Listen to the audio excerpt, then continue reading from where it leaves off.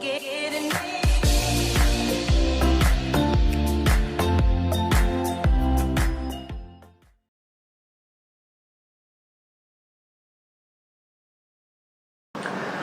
Students, welcome back to the next video.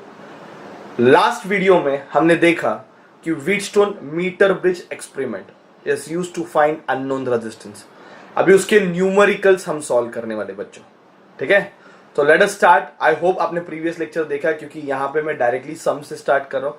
अगर आपने नहीं देखा है प्रीवियस लेक्चर तो please go for it and then you come back to this. अभी मैं थोड़ा इसको ना डायग्रामेटिक सॉल्व करता हूँ, मतलब थोड़ा मैं इसको इजी करके सॉल्व करता हूँ, तो थोड़ा सॉल्व करने का तरीका अलग है। तो देखो कैसे सॉल्व करेंगे। You can use this steps for your board exam also, okay, along with JEE and NEET. Look at this. Two resistance of value 20 ohms and 30 ohms are connected in left and right gap of the meter bridge. Okay, left gap और right gap में 20 ohms and 30 ohms connect किया हुआ है, ठीक है? And you have to find shift in null point when 20 ohms is shunted with another 20 ohms. तो सबसे पहले तो जो फर्स्ट स्टेप है उसमें हमने बताया कि भाई 20 ohms को लेफ्ट गैप में डाला है, 30 ohms को राइट गैप में डाला है, बस इतना ही। 20 ohms is connected in left gap, 30 ohms is connected in right gap. Let us say null point अपने को L पे मिला है from left। तो बच्चा ये कितना हो जाएगा? 100 माइनस L, क्योंकि पूरी लेंथ जो होती है वो 100 सेंटीमीटर होती है। तो इसको हम ऐसे लिख सकते हैं R1 upon R2, balancing condition वाला formula, L upon 100 minus L, बराबर है? लेफ्ट गैप में जो रेजिस्टेंस है अपॉन राइट गैप में जो रेजिस्टेंस है, लेफ्ट गैप की करस्पॉन्डिंग जो लेंथ है अपॉन राइट गैप की करस्पॉन्डिंग जो लेंथ है। If you try to solve it, it is 200 minus 2L cross multiply किया इंटू 3L, तो 5L इज इक्वल टू 200, तो L is equal to 40 centimetre. तो ये पहले स्टेटमेंट के बारे में। भाई मैं इतना स्टेटमेंट सॉल्व कर दिया कि जब लेफ्ट गैप में 20 ohms डालेंगे, राइट गैप में 30 ohms डालेंगे, जो अपने को नल पॉइंट मिलेगा वो 40 सेंटीमीटर पे मिलेगा। फाइंड क्या करना है? Shift in null point find करना है। Shift in null point when 20 ohms is shunted with another 20 ohms। मतलब 20 ohms को 20 ohms के साथ शंट कर दिया। 20 ohms को अगर मैंने 20 ohms के साथ शंट किया, राइट में तो मैंने वही रखा हुआ है, उसमें कोई चेंजेस नहीं है 30 ohms। तो शिफ्ट कितना हुआ मुझे फाइंड करना है। चलो, नया जो बैलेंसिंग लेंथ है वो L डैश है और ये हो जाएगा 100 माइनस L डैश। 20 पैरेलल 20, ये कहां पे? लेफ्ट गैप में, अपॉन राइट गैप में क्या है? 30 is equal to L dash upon 100 minus L dash. इसका आंसर क्या आएगा? 20 पैरेलल 20 का। तो पैरेलल में अगर दोनों वैल्यू सेम होते तो आंसर हाफ हो जाता है। टेक्निक आप याद रखो, मैंने पहले ही बताया। तो ये 20 है, ये 20 है, तो इसका आंसर आएगा 10। डायरेक्ट कर सकते हैं, is equal to L dash upon 100 minus L dash. ये कैंसिल हो गया, तो 100 minus L dash is equal to 3L dash, तो 4L dash is equal to 100, तो L dash is equal to 25 centimetre.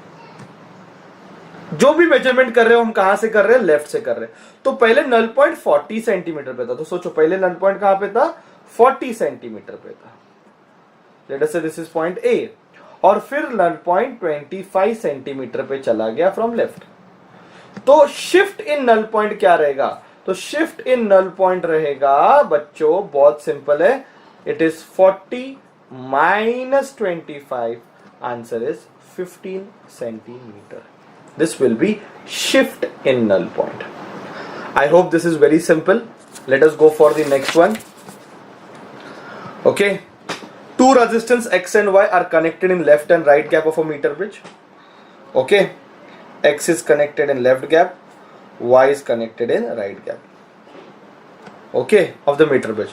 Null point divides the wire in the ratio 2:3. जो null point मिला है उसने वायर का रेशो क्या बनाया? 2:3। तो मुझे बताओ x upon Y is equal to क्या आएगा? 2/3। क्रॉस मल्टीप्लाई करोगे तो 3x is equal to 2y, therefore 3x minus 2y is equal to 0। I call this equation number 1।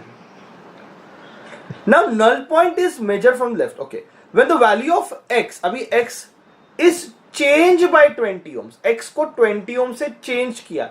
अभी चेंज का मतलब कुछ भी हो सकता है, इट कैन बी इंक्रीज और इट कैन बी डिक्रीज, कुछ भी हो सकता है।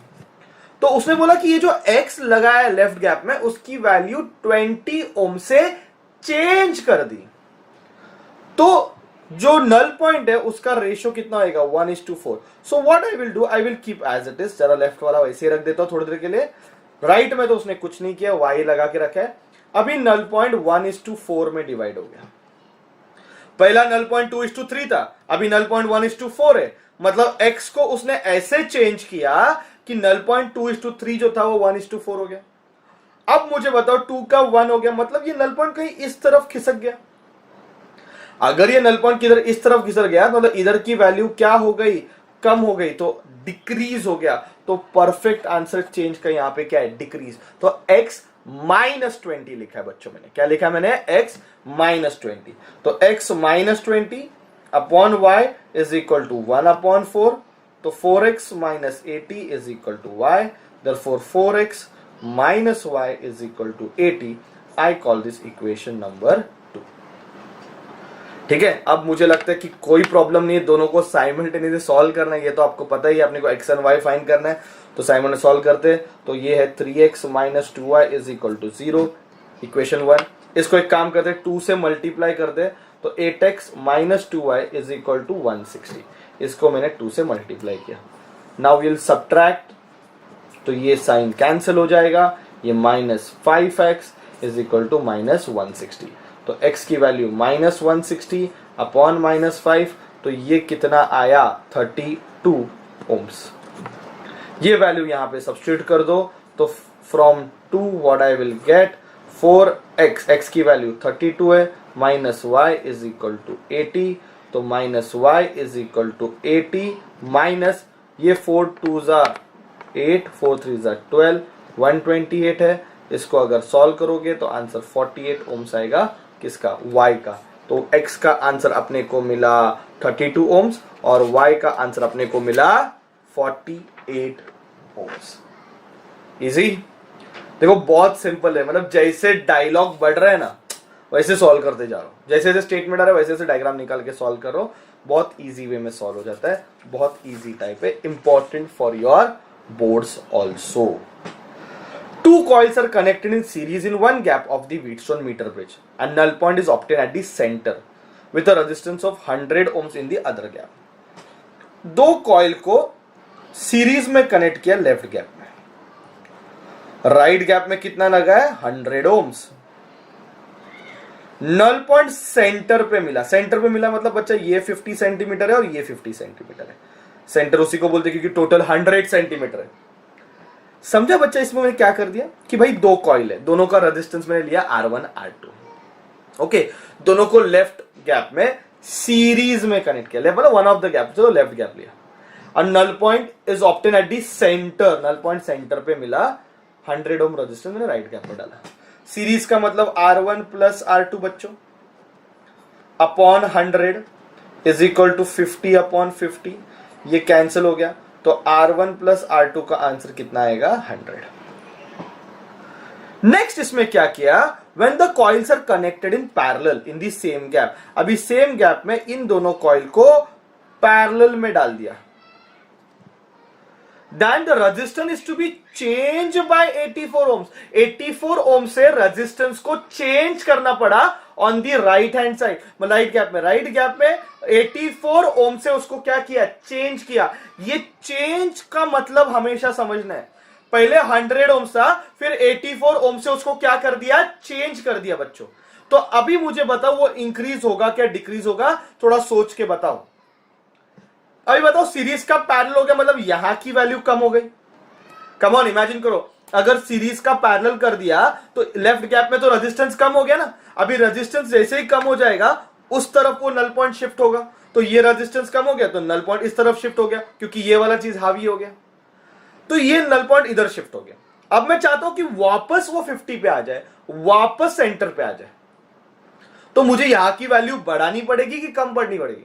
सोचो, ये पहले हावी हो रहा है क्योंकि सीरीज का मैंने पैरेलल कर दिया, तो ये वाला जो लेफ्ट गैप है उसमें वैल्यू कम हो गया। और तूने यहां पे चलो 100 ही डाला हुआ है, तो नल पॉइंट तो इधर चला गया ना यार, नल पॉइंट इधर चला गया। अभी इसकी वैल्यू तूने और बढ़ाई तो ये इस गैप पे और हावी हो जाएगा, तो नल पॉइंट और उधर चला जाएगा। पर मुझे अगर सेंटर में लाना है तो नल पॉइंट को यहां पे लेके आना पड़ेगा इस तरफ, मतलब ये वैल्यू 84 से डिक्रीज करनी पड़ेगी, तो जो कि हो जाएगी 16 ओम्स। ये कॉन्सेप्ट है, ये समझो। तो ताकि मुझे वापस कहां पे मिले, 50 सेंटीमीटर पे ही नल पॉइंट मिले। अब मुझे बताओ R1 parallel R2 upon 16 is equal to 50 upon 50, ये कैंसिल हो गया। R1 पैरेलल R2 मतलब क्या होता है, ऊपर मल्टीप्लाई नीचे प्लस, शॉर्टकट अपने को पता है, इज इक्वल टू 16। अच्छा R1 R2 के बदले बच्चा 100 माइनस R1 डाल सकता हो कि नहीं, सोचो बच्चा, R2 के बदले 100 माइनस R1 डाल सकता हो, okay, upon R1 plus R2 कितना, 100 इज इक्वल टू 16।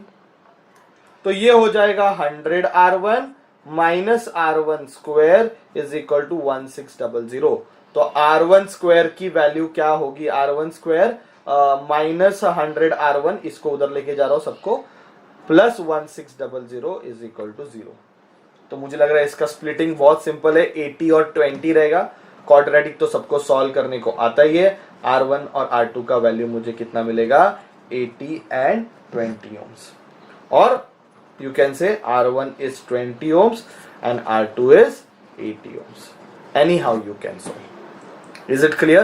तो ये वैल्यू अपने को मिलेगी, चेक करके देखो आंसर आ रहा है कि नहीं आ रहा है क्वाड्रेटिक इक्वेशन से। ठीक है, next, in a meter bridge experiment with R1 in the left gap and X in the right gap, null point is obtained at 40 centimeter. चलो, क्या है, R1 in left gap, X in right gap, null point is obtained at 40 centimeter. तो बच्चा ये कितना हो गया, 60। तो R1 upon X is equal to क्या मिलेगा मुझे बताओ, 40 अपॉन 60, ये कैंसिल हो गया, 2 जा 3 जा, तो R1 की value 2/3x।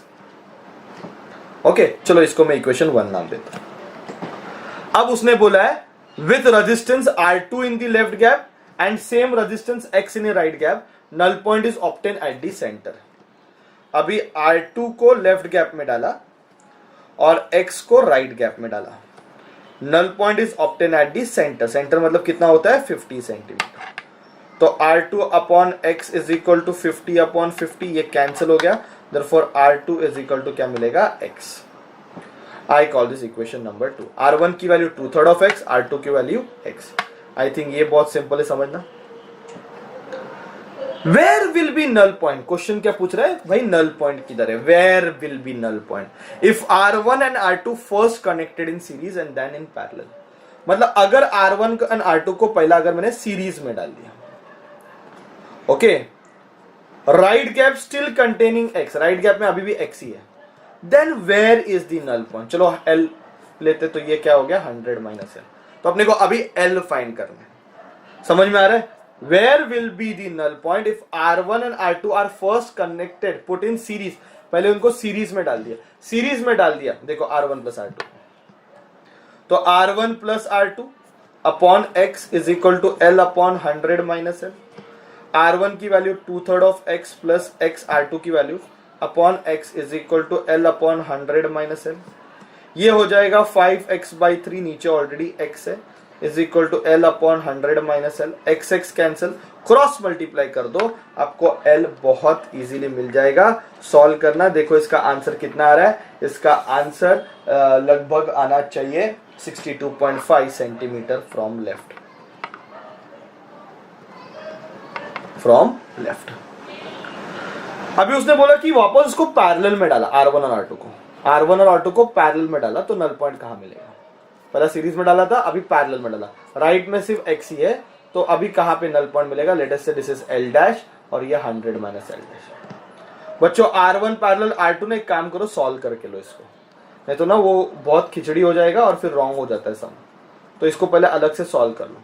R1 parallel R2 का मतलब है R1 इंटू R2 अपन R1 प्लस R2, ये क्या है 2/3 of X into X upon R1 plus R2 का कितना आता है, R1 प्लस R2 आता है 5/3x। ये एक्स एक्स कैंसिल हो गया, 3 3 कैंसिल हो गया, तो इसका आंसर 2x/5 हो गया। तो इसका आंसर 2x/5 है। तो बोलो 2x/5 अपॉन x, इधर लिख देता हूं, is equal to L dash upon 100 minus L dash. X X cancel हो जाएगा, क्रॉस मल्टीप्लाई करो, L डैश देखो कुछ तो आएगा, somewhere around 28.6 centimetre from left. Check करो आपको ये आंसर मिल रहा है क्या? Very important sum, very very important sum जो हमने सॉल्व किया हुआ। ठीक है, next, equal length of manganin and nichrome are joint. देखो इक्वल लेंथ, पहला तो लेंथ सेम है, मैग्नीन वायर जिसका रेजिस्टिविटी स्पेसिफिक रेजिस्टेंस ρ1 दिया हुआ है और नाइक्रोम का ρ2 दिया है, are joint in the left gap and right gap of the meter bridge. The null point is obtain at the 40 centimetre. मतलब लेफ्ट गैप में चलो मैग्नीन का वायर डाला हुआ है और राइट गैप में उसने नाइक्रोम का वायर डाला हुआ है, तो रजिस्टर ऑफ मैग्नीन और रेजिस्टेंस ऑफ नाइक्रोम। ओके, इसको सिर्फ M लिख देता हूं। चलो, resistance of मैग्नीन, resistance of nichrome, left and right gap में डाला हुआ है, दोनों का लेंथ इक्वल है। नल पॉइंट कहां पे मिल रहा है बच्चों? 40 सेंटीमीटर पे मिल रहा है, तो ये कितना हो गया? 60 सेंटीमीटर। ये तो क्लियर हो गया। Compare the diameter of the wire, दोनों का डायमीटर कंपेयर करना है, स्पेसिफिक रेजिस्टेंस का रेशियो दिया हुआ है। बेसिकली मैग्नीन के लिए वर्ड यूज किया 1 और नाइक्रोम के लिए यूज किया 2। देखो ये ρ1 ρ2 मैग्नीन और नाइक्रोम के लिए, तो अपन एक काम कर देते हैं, इसको भी R1 और R2 डाल देते, चलेगा ना? तो 1 किसके लिए स्टैंड हो रहा है? मैग्नीन के लिए, और नाइक्रोम के लिए 2। तो मैं बोलूं R1 upon R2 is equal to 40 upon 60। ये कैंसिल हो गया, ये 2 जा, ये 3 जा, तो R1 upon R2 is equal to 2/3। Since resistance का फॉर्मूला ρL/A है, बराबर है, तो मैं ला लू कि भाई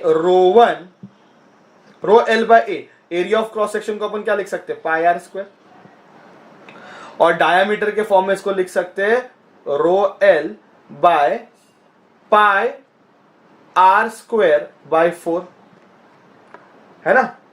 r is what? d/2, I am very sorry, d²/4, diameter का स्क्वायर, d²/4। तो radius is half of diameter, तो रेडियस के बदले d²/4 आ जाएगा। ठीक है, तो ρ1 है ना, r1 के लिए क्या लिखा? ρ1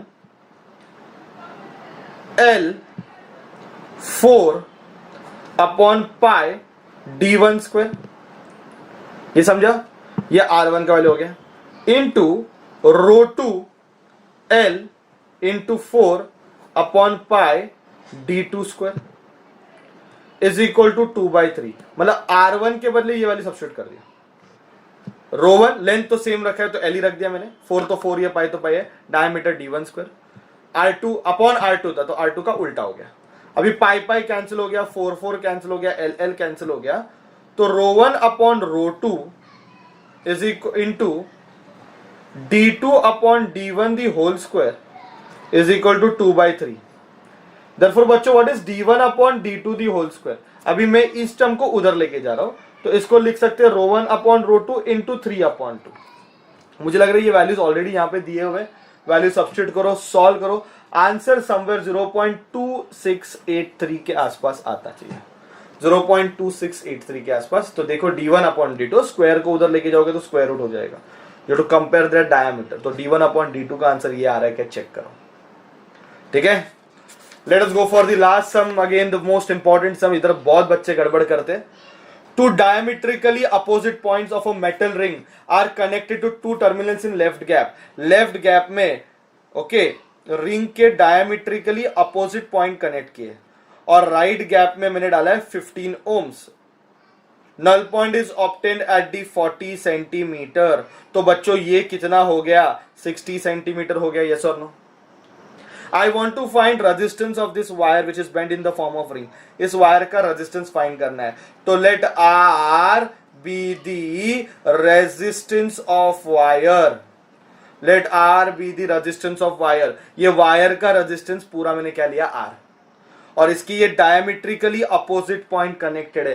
थोड़ा सोचो बच्चों, यहां से जब करंट आएगा, बहुत इंपॉर्टेंट है ये सम, इधर डिवाइड हो जाएगा कि नहीं? भाई यहां से जो करंट आता है यहां पे और यहां पे डिवाइड हो जाएगा, करंट डिवाइड हो जाएगा मतलब ऊपर वाला पार्ट और नीचे वाला पार्ट एक दूसरे के साथ पैरेलल में है।